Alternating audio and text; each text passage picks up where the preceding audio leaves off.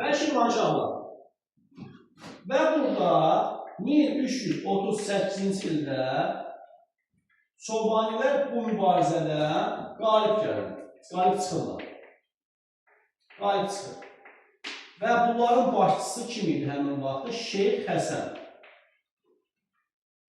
Ona kiçik Həsən deyirlər. Böyük Həsən isə Cəlalilər dövlətinin hökmdarı.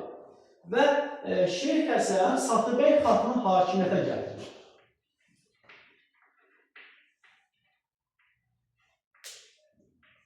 Hakimiyyətə gətirir.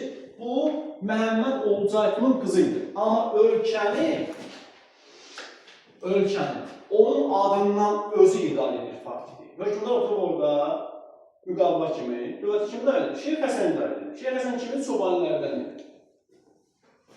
Şeyx Həsəndən sonra Çobanilərin başına Məlik Əşrəf keçir. Hökmdar deyil, ha bu da. Ölkəni faktiki idarə edənlərdəndir. Məlik Əşrəf də qanunsuz vergilər toplayır. Və onun bu qanunsuz vergilərinə görə 1344-cü ildə Təbrizdə üsyan baş verir. Yəni, üsyanlar çox yerdə baş verdi, amma ən böyüyü Təbrizdə baş vermişdi, qeyri-qanuni vergilərə görə. Üsyan Məlik Əşrəf tərəfindən amansızlığa yatırılır. Məlik Əşrəfin qanunsuzluqları, qeyri-qanuni hərəkətləri davam edir. Və əhali 1357-ci ildə Canı bəyi çağırır. Canı bəy də Qızıl Ordunu izah ediləni demişdim ki, orada qeyd edilmiş yerdə Canı bəy də Qızıl Ordu hökmdarı idi. Baxın, Qızıl Ordu hökmdarları dövlət yarananın üzrü bu tərəfə yürüşlər törədirlər. Hülakü xanın dövründə, Əbu Səidin dövründə, sonra Əbu Səidin dövründə. İndi, yəni belə də düşməndir, düzdürmü?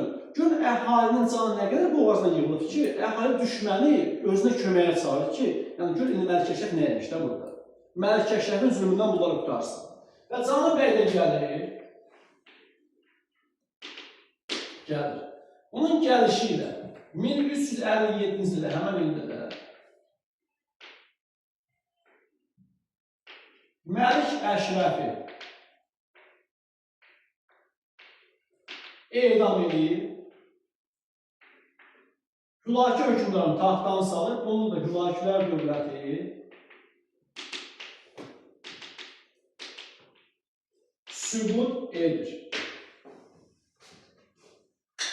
Bunu qoyuruq bura.